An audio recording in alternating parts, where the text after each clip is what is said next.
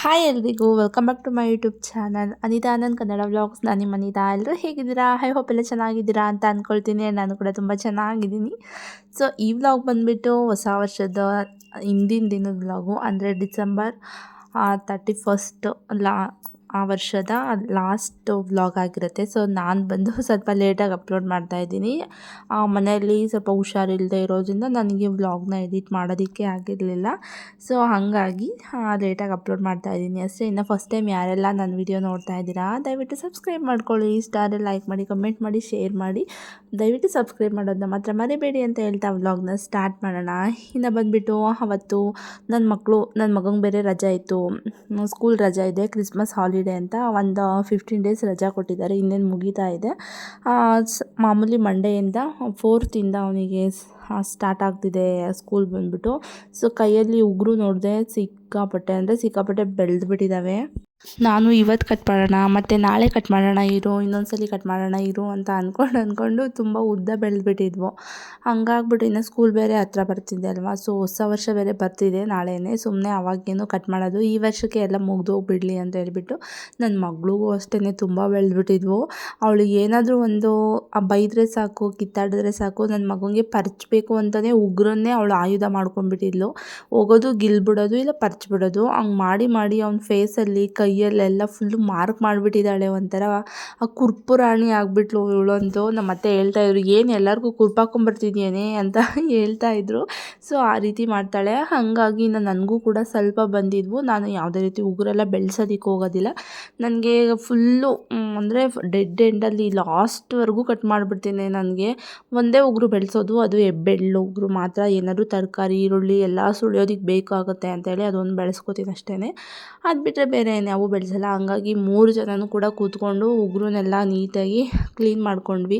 Cut ಮಾಡ್ಕೊಂಡೆಲ್ಲ ನೀಟಾಗಿ sharp ಮಾಡಿಕೊಂಡು, shape ಮಾಡಿಕೊಂಡು ಎಲ್ಲ ಹಂಗೇನೆ ಸೊ ಮಾಡ್ಕೊಂಡು ಕೂತ್ಕೊಂಡಿದ್ವಿ. ಇನ್ನು ನನ್ನ ಮಗ ಅಂತೂ ಸಿಕ್ಕಾಪಟ್ಟೆ ತರಲೆ ಮಾಡ್ತಿದ್ದ. ಒಂದು ಕಾಲು ಬೇರೆ ಎಡವು ಬಿಟ್ಟಿದ್ದಾನೆ ಅವನು. ಹಂಗಾಗಿ ಕಾಲನ್ನೆಲ್ಲ ಕಟ್ ಮಾಡಿಬೇಡ ಅಮ್ಮ, ಕಾಲು ನೋವುತ್ತೆ ಅಂತ ಹೇಳ್ಬಿಟ್ಟು ಸುಮ್ಮನೆ ಸಿಂಪಲಾಗಿ ಹಂಗೆ ಏನೇನೋ ತರಲೆ ಮಾತುಗಳೆಲ್ಲ ಆಡ್ತಾಯಿದ್ದ. ನಿಜ ಹೆಂಗೆ ಅನಿಸ್ತಿರುತ್ತೆ ಅಂತಂದರೆ, ಮಕ್ಕಳು ಜೊತೆಗಿದ್ದಾಗ ಮಕ್ಕಳು ಜೊತೆ ಟೈಮ್ ಸ್ಪೆಂಡ್ ಮಾಡಬೇಕು. ನಿಜವಾಗ್ಲೂ ಎಷ್ಟು ಮೈಂಡ್ ರಿಲ್ಯಾಕ್ಸ್ ಆಗುತ್ತೆ, ಖುಷಿ ಕೊಡುತ್ತೆ ಅಂತ ಅಂದರೆ ಹೇಳೋದಕ್ಕೆ ಆಗೋದಿಲ್ಲ. ನಾನು ತುಂಬ ಸರಿ ಏನು ಅನ್ಕೋತಾ ಇರ್ತೀನಿ ಅಂತ ಅಂದರೆ, ಸೊ ಫೋನ್ ನೋಡ್ಕೊಂಡು ಕೂತ್ಕೊಂಡ್ಬಿಟ್ಟಿರ್ತೀನಿ. ಅವ್ರ ಪಾಡಿಗೆ ಅವ್ರು ಆಟ ಆಡ್ತಿರ್ತಾರೆ. ಒಂದೊಂದ್ಸಲಿ ನಮ್ಮ ಕಡೆಯೂ ಕೂಡ ನೋಡ್ತಾರೆ. ಹಾಯ್ ಎಲ್ರಿಗೂ, welcome back to my YouTube channel Anita Anand Kannada vlogs. ನಾನು ನಿಮ್ಮ ಅನಿತಾ. ಎಲ್ಲರೂ ಹೇಗಿದ್ದೀರಾ? ಐ ಹೋಪ್ ಎಲ್ಲ ಚೆನ್ನಾಗಿದ್ದೀರಾ ಅಂತ ಅಂದ್ಕೊಳ್ತೀನಿ. ನಾನು ಕೂಡ ತುಂಬ ಚೆನ್ನಾಗಿದ್ದೀನಿ. ಸೊ ಇವತ್ತು ಬಂದು ಇಯರ್ ಎಂಡಿಂಗ್ ಅಂತ ಹೇಳ್ಬೋದು. ಸೊ ಇಯರ್ ಎಂಡಿಂಗ್ ಒಂದು ವ್ಲಾಗ್ ಆಗಿರುತ್ತೆ.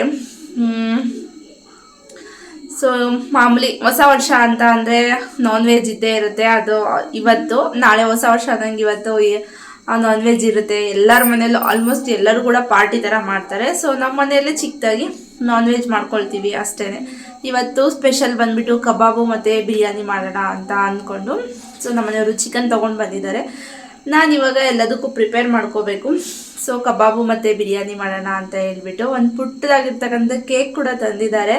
ಚಿಕ್ಕದಾಗಿ ಒಂದು 1/2 kg ಇದೆ ಅಷ್ಟೇ. ಸೊ ಪುಟ್ಟದಾಗಿರ್ತಕ್ಕಂಥದ್ದು, ಪುಟ್ಟದಾಗೆ ಸೆಲೆಬ್ರೇಷನ್ ಮಾಡೋಣ ಅಂತ ಹೇಳಿ. ಆ ಥರ ಎಲ್ಲ ಇಂಟ್ರೆಸ್ಟ್ ಎಲ್ಲ ಏನೂ ಇಲ್ಲ. ಆಚೆ ಎಲ್ಲ ಹೋಗಿ ಮಾಡೋದು ಆ ರೀತಿ ಎಲ್ಲ ಏನೂ ಇಲ್ಲ. ನಮ್ಮ ಮನೆಯವ್ರಿಗೂ ಫ್ರೆಂಡ್ ಸರ್ಕಲ್ ಅಷ್ಟಾಗಿ ಯಾರೂ ಇಲ್ಲ. ಸೊ ಇನ್ನು ನಮಗಂತೂ ಇಲ್ಲವೇ ಇಲ್ಲ. ಎಲ್ಲ ನಮ್ಮ ಫ್ಯಾಮಿಲಿ ಮಕ್ಕಳೇ ಆಗೋ ಅಷ್ಟೇ ಒಂದು ಇದು. ಪ್ರತಿ ವರ್ಷ ಅಥವಾ ಲಾಸ್ಟ್ ಇಯರ್ ಎಲ್ಲನೂ ಕೂಡ ಅಮ್ಮ ಮನೆಯಲ್ಲಿ ಸೊ ಸೆಲೆಬ್ರೇಟ್ ಮಾಡ್ಕೊಳ್ತಾ ಇದ್ವಿ. ಅವಾಗ ನನ್ನ ಮಗ ಒಬ್ಬನೇ ಇದ್ದ, ಹೋಗಿವೇ ಬರಿವೆ ಈ ರೀತಿ ಮಾಡ್ತಾಯಿದ್ವಿ.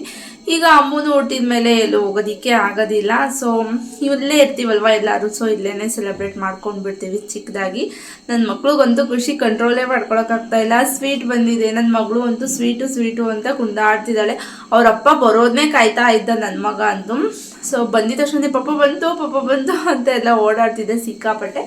ಸೊ ಆ ರೀತಿ ಮಕ್ಳಿಗೊಂಥರ ಖುಷಿ ಅಲ್ವಾ. ಸೊ ಹಂಗಾಗಿ ಒಂಥರ ನನಗೂ ಕೂಡ ಖುಷಿ ಆಗ್ತಿದೆ. ಸೊ ಖುಷಿ ಅನ್ನೋದಕ್ಕಿಂತ ಸ್ವಲ್ಪ ಬೇಜಾರೇನೆ. ತುಂಬ ಅಂಥ ಮೆಮೊರೀಸ್ ಅಂತ ನನಗೇನೂ ಇಲ್ಲ 2025 ಒಂಥರ ಬ್ಯಾಡ್ ಆಗೇ ಬರ್ತಾ ಇದೆ. ಸೊ ನೋಡೋಣ ಮುಂದಿನ ವರ್ಷ ಏನಾದರೂ ನಮಗೆ ಲಕ್ ಅನ್ನೋದು ಕೈ ಹಿಡಿದ್ರೆ ಮುಂದಿನ ವರ್ಷ ಅಬ್ವಿಯಸ್ಲಿ ಲಕ್ಕೇ ಅಂದ್ಕೊಳ್ತೀನಿ. ನೋಡೋಣ, ಅದನ್ನು ಮುಂದೆ ಹೋಗ್ತಾ ಹೋಗ್ತಾ ನಿಮ್ಮ ಹತ್ರ ಶೇರ್ ಮಾಡ್ಕೊಳ್ತೀನಿ. ಇನ್ನು ಬಂದು ಇವತ್ತಿನ ವ್ಲಾಗ್ ಇದಾಗಿರುತ್ತೆ. ಫಸ್ಟ್ ಟೈಮ್ ಯಾರೆಲ್ಲ ಚಾನಲ್ ನೋಡ್ತಾ ಇದ್ದೀರಾ, ನನ್ನ ವಿಡಿಯೋ ನೋಡ್ತಾ ಇದ್ದೀರಾ, ದಯವಿಟ್ಟು ಸಬ್ಸ್ಕ್ರೈಬ್ ಮಾಡ್ಕೊಳ್ಳಿ. ಇಷ್ಟ ಲೈಕ್ ಮಾಡಿ, ಕಮೆಂಟ್ ಮಾಡಿ, ಶೇರ್ ಮಾಡಿ, ಮರೀದೆ ಸಬ್ಸ್ಕ್ರೈಬ್ ಮಾಡ್ಕೊಳ್ಳಿ ಅಂತ ಹೇಳ್ತಾ ವ್ಲಾಗ್ನ ಸ್ಟಾರ್ಟ್ ಮಾಡೋಣ ಬನ್ನಿ. ನಮ್ಮ ಮನೆಯವರಿಲ್ಲ, ಎಲ್ಲ ಐಟಮ್ ಕಬಾಬ್ ಪೌಡರು, ಬಿರಿಯಾನಿ ಪೌಡರ್ ಅದನ್ನೆಲ್ಲ ತೊಗೊಂಬರೋದಕ್ಕೆ ಹೋಗಿದ್ದಾರೆ. ಅಷ್ಟೊಂದು ಸ್ವಲ್ಪ ಪಾತ್ರೆ ಇದ್ದಾವೆ, ಅದನ್ನೆಲ್ಲ ತೊಳ್ಕೊಂಡು ಕಿಚನೆಲ್ಲ ಫುಲ್ಲು ಕ್ಲೀನ್ ಮಾಡ್ಕೊಂಡಿರ್ತೀನಿ. ಅಷ್ಟರೊಳಗೆ ಕಬಾಬ್ ಪಟ ಅಂತ ಕಬಾಬು ಮತ್ತು ಬಿರಿಯಾನಿ ಎಲ್ಲ ಟಕ ಅಂತ ಮಾಡಿ ಮುಗಿಸ್ತಾ ಇರೋದೆ. ಆಮೇಲೆ ಎಲ್ಲ ತಿಂದಾದ್ಮೇಲೆ ಕೇಕ್ ಕಟ್ ಮಾಡ್ತಿರೋದೆ. ಸೊ ಬನ್ನಿ ಗೈಸ್, ವ್ಲಾಗ್ನ ಸ್ಟಾರ್ಟ್ ಮಾಡೋಣ. ಇನ್ನು ಅಷ್ಟರಲ್ಲಿ ನಾನು ಪಾತ್ರೆನೆಲ್ಲ ತೊಳ್ಕೊಳ್ಳೋಣ ಅಂತ ಹೇಳ್ಬಿಟ್ಟು ಕಿಚನ್ಗೆಲ್ಲ ಎಂಟರ್ ಆದೆ. ಅಲ್ಲಿ ಸ್ವಲ್ಪ ಚಿಕನ್ನೆಲ್ಲ ಹಾಗೆ ತೊಗೊಂಬಂದಿಟ್ಟಿದ್ರಲ್ವ, ಅದನ್ನು ಕವರ್ ಸಮೇತ ಹಾಗೆ ಇತ್ತು. ಸ್ವಲ್ಪ ಸ್ಮೆಲ್ ಆಗಿಬಿಡುತ್ತೆ, ಇಲ್ಲ ಅಂದರೆ ಇರುವೆ ಮೆತ್ಕೊಂಡ್ಬಿಡ್ತವೆ. ನಮ್ಮ ಮನೇಲಿ ನಾಟಿ ಇರುವೆ ಅನ್ನೋ ಇರುವೆನೇ ಇರಲಿಲ್ಲ. ಅದು ಹೆಂಗೆ ಬಂದ್ಬಿಟ್ವು ಅಂತಲೇ ಗೊತ್ತಿಲ್ಲ. ಎಲ್ಲಿಟ್ಟರೂ ಸಾಕು ಅಲ್ಲಿ ಒಳ್ಳೆ ಮುತ್ತಿಗೆ ಹಾಕೋದಿಲ್ವ, ಮನುಷ್ಯರಿಗೆ ಎಲ್ಲ ಮುತ್ತಿಗೆ ಆಗ್ತಾರಲ್ವ, ಸೊ ಆ ರೀತಿ ಬಂದ್ಬಿಟ್ಟು ಹಾಕ್ಬಿಡ್ತವೆ. ನಿಜವಾಗ್ಲೂ ನನಗಂತೂ ಎಲ್ಲ ಕಡೆ ಲಕ್ಷ್ಮಣ ರೇಖೆ ಬರೆದು ಸಾಕಾಗೋಗ್ಬಿಟ್ಟಿದೆ. ಅದು ಎಲ್ಲಿರ್ತವೆ ಏನು ಅಂತಲೇ ಗೊತ್ತಾಗಲ್ಲ. ಅದ್ರ ಗೂಡಂತೂ ಕಂಡುಹಿಡಿಯೋಕ್ಕೆ ಆಗೋದಿಲ್ಲ. ಸೊ ಈ ಇರುವೆ ಬಂದು ನಮ್ಮ ಅಮ್ಮ ಮನೇಲಿ ಇದ್ದಿದ್ದು. ನಮ್ಮ ಮನೇಲಿ ನಚ್ಚಿರುವೆ ಇದ್ದವು, ಅಂದರೆ ಕೆಂಜಿರುವೆ, ಕಡಿಯೋ ಅಂಥವು, ಕೆಂಪಿರುವೆ ಇವು ಇರಲಿಲ್ಲ ನಮ್ಮ ಮನೇಲಿ. ನಮ್ಮಮ್ಮ ಏನಾದ್ರು ಐಟಮ್ ಕಟ್ ಕಳಿಸ್ದಾಗ ಏನಾದರೂ ಒಂದೆರಡು ಬಂದ್ಬಿಟ್ಟು ಇಲ್ಲೆಲ್ಲ ಮರಿ ಸಂತಾನೋತ್ಪತ್ತಿ ಮಾಡ್ಕೊಂಡ್ಬಿಟ್ಟಿದ್ದಾವ ಅಂತ ಗೊತ್ತಾಗ್ತಿಲ್ಲ.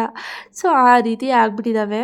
ಸೊ ಹಂಗಾಗಿ ಎಲ್ಲ ಬಿಚ್ಚಿಟ್ಬಿಟ್ಟು ಸ್ವಲ್ಪ ಎತ್ತಿಟ್ಟೆ. ಅಷ್ಟರೊಳಗೆ ಸಿಂಕೆಲ್ಲ ಕ್ಲೀನ್ ಮಾಡ್ಕೊಂಬಿಡೋಣ. ಚಿಕನ್ ಎಲ್ಲ ತೊಳೆದ್ರೆ ಸ್ವಲ್ಪ ಪಾತ್ರೆ ಎಲ್ಲ ಹೋಗ್ಬಿಡ್ತವೆ, ಚೆನ್ನಾಗಿರಲ್ಲ ಅಂತೇಳಿ.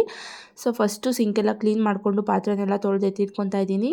ಇನ್ನು ಅಡುಗೆ ಬಂದು ಅದೇ ಹೇಳ್ದಂಗೆ ಬಿರಿಯಾನಿ ಮತ್ತು ಕಬಾಬ್ ಮಾಡ್ತಾಯಿದ್ದೀನಿ ಅಷ್ಟೇ. ಆ ರೆಸಿಪಿ ಏನು ವೀಡಿಯೋ ಎಲ್ಲ ಮಾಡ್ಕೊತಾ ಇಲ್ಲ, ಹಾಗೆ ನಾರ್ಮಲಾಗಿ ವೀಡಿಯೋನ ಮಾಡ್ಕೊಳ್ತಾ ಇದ್ದೀನಿ ಅಷ್ಟೇ.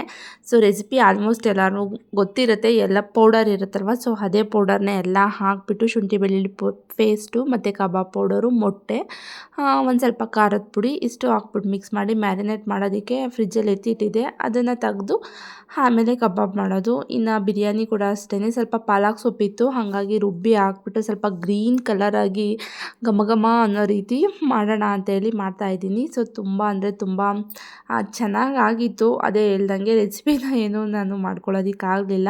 ಇನ್ನು ನಾನು ಕಿಚನಲ್ಲಿದ್ದರೆ ನಮ್ಮ ಮನೆಯವರು ಕೂಡ ನನ್ನ ಜೊತೆನೇ ಕಿಚನಲ್ಲಿರಬೇಕು. ನಾನು ಈರುಳ್ಳಿ ಸುಳಿದ್ರೆ ಅವರು ಬೆಳ್ಳುಳ್ಳಿ ಸುಳ್ಕೊಡ್ತಾ ಇರ್ತಾರೆ, ಅವರು ಬೆಳ್ಳುಳ್ಳಿ ಸುಳಿದ್ರೆ ನನಗೇನಾದ್ರು ಟೊಮೊಟೊ ಹಚ್ಕೊಡ್ತಾ ಇರ್ತೀನಿ. ಸೊ ಆ ರೀತಿ ಒಂಥರ ಅಷ್ಟೇ. ನಮ್ಮ ಮನೆಯವ್ರಿಗೆ ಕಿಚನಲ್ಲಿ ತುಂಬ ಇಂಟ್ರೆಸ್ಟ್ ಜಾಸ್ತಿ, ಮತ್ತು ನನ್ನ ಜೊತೆ ಟೈಮ್ ಕಳೆಯೋಕ್ಕೂ ಸ್ವಲ್ಪ ಇಂಟ್ರೆಸ್ಟ್ ಜಾಸ್ತಿ. ನನಗೂ ಅಷ್ಟೇ, ಮದುವೆ ಆಗಿ ಬಂದಾಗಿಂದನೂ ಕೂಡ. ಸೊ ನಮಗೆ ಹೇಗೆ ಅಂತಂದರೆ ಸೊ ಕಿಚನಲ್ಲಿ ಫುಲ್ಲು ಕಂಫರ್ಟ್ ಇರುತ್ತೆ. ಹಾಗಾಗ್ಬಿಟ್ಟು ಅವರು ಕೂಡ ಕಿಚನ್ ಬಿಟ್ಟು ಹೋಗೋದೇ ಇಲ್ಲ.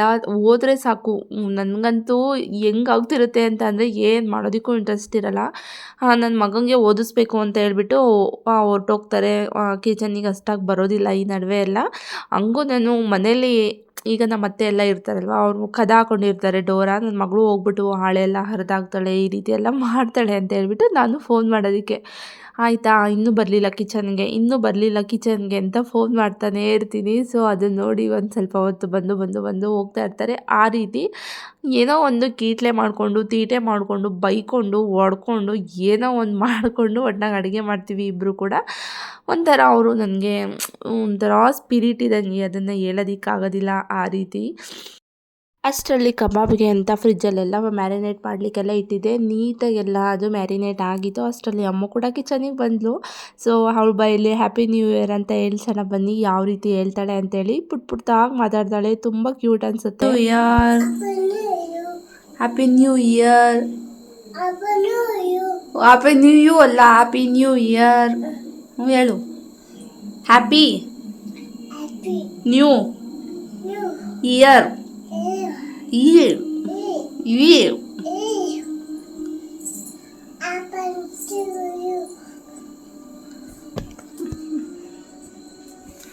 ಇನ್ನು ಈ ಕಡೆ ಬಿರಿಯಾನಿಗೆಲ್ಲ ಒಗ್ಗರಣೆ ಹಾಕಿಬಿಟ್ಟು ಅಕ್ಕಿನೂ ಕೂಡ ಹಾಕ್ಬಿಟ್ಟು ಇಟ್ಟಿದ್ದೀನಿ. ಒಂದು ಕುದಿ ಬಂದಮೇಲೆ ಮುಚ್ಚೋಣ, ಅದು ನೀಟಾಗೆಲ್ಲ ಹೊಂದುತ್ತೆ ಅಂತ ಹೇಳಿ. ಸೊ ಒಂದು ಕುದಿ ಬಂದಮೇಲೆ ಮುಚ್ಚಬೇಕು, ಯಾಕಂತಂದರೆ ನೀಟಾಗಿ ಉಪ್ಪು ಖಾರ ಎಲ್ಲ ಹತ್ತಿರುತ್ತೆ, ಮತ್ತು ಮಸಾಲೆನೂ ಕೂಡ ಚೆನ್ನಾಗಿ ಆಗಿರುತ್ತೆ, ಹಸಿ ಸ್ಮೆಲ್ಲೆಲ್ಲ ನೀಟಾಗಿ ಹೋಗಿರುತ್ತೆ. ಹಾಗಾಗಿ ನಾನು ಬಿರಿಯಾನಿ ಮಾಡಬೇಕಾದ್ರೆಲ್ಲ ಒಂದು ಕುದಿ ಬಂದಮೇಲೆ ಕುದಿಸ್ಬಿಟ್ಟು ಅದಕ್ಕೆ ಉಪ್ಪು ಖಾರ ಎಲ್ಲ ನೀಟಾಗಿದೆಯಾ ಅಂತ ಟೆಸ್ಟ್ ಟೇಸ್ಟ್ ಮಾಡಿ ಆಮೇಲೆ ಮುಚ್ಚಿಬಿಟ್ಟು ಒಂದು ವಿಜಲ್ ಕೂಗಿಸ್ತೀನಿ ಅಷ್ಟೇ. ಆಮೇಲೆಲ್ಲ ಮುಗ್ದೋಗ್ಬಿಡುತ್ತೆ ಕೂಗಿಸಿದ್ದಾದಮೇಲೆ. ಇನ್ನು ಆ ಕಡೆ ಕಬಾಬ್ಗೂ ಕೂಡ ಇಟ್ಟಿದ್ದೀನಿ. ಎಣ್ಣೆ ಎಲ್ಲ ನೀಟಾಗಿ ಕಾದಿದೆ, ಹಾಕೋಣ ಅಂತೇಳಿ. ಫಸ್ಟ್ ನಮ್ಮ ಪ್ಲಾನ್ ಏನಿತ್ತು ಅಂತಂದರೆ ಫಸ್ಟ್ ಊಟಕ್ಕಿಂತ ಮುಂಚೆನೇ ಕಬಾಬ್ನೆಲ್ಲ ಚೆನ್ನಾಗಿ ತಿಂದ್ಬಿಟ್ಟು ಆಮೇಲೆ ಬೇಕಾದ್ರೆ ಒಂದು ಸ್ವಲ್ಪ ಸ್ವಲ್ಪ ಬಿರಿಯಾನಿ ತಿಂದ್ಕೊಳ್ಳೋಣ ಅಂತ ಅಂದ್ಕೊಂಡ್ವಿ. ಆದರೆ ಲೇಟ್ ಆಗೋಗ್ಬಿಡ್ತು. ಮತ್ತು ಕಬಾಬು ತಿಂದುಬಿಟ್ರೆ ಊಟಕ್ಕೆ ಇದ್ಬಿಡುತ್ತೆ ಅದು. ಅಂದರೆ ಊಟನೇ ತಿನ್ನೋದಕ್ಕಾಗಲ್ಲ. ನನಗೆ ಹಂಗೆ ಆಗೋಯ್ತು. ಮಾಡ್ತಾನೆ ನಾವು ಎಲ್ಲ ತಿಂದ್ಕೊಂಡ್ವಿ ಸುಮಾರಾಗೆಲ್ಲ. ನಾನು ಸ್ವಲ್ಪ ಒಂದೆರಡು ಜಾಸ್ತಿನೇ ತಿಂದೆ ಅಂತಲೇ ಹೇಳ್ಬೋದು. ಮಾಡ್ಕೊಂಡು ಚೆನ್ನಾಗಿ ತಿಂದಾಕಿದ್ವಿ. ನನಗೆ ಊಟ ತಿನ್ನೋದಕ್ಕೆ ಆಗಲಿಲ್ಲ.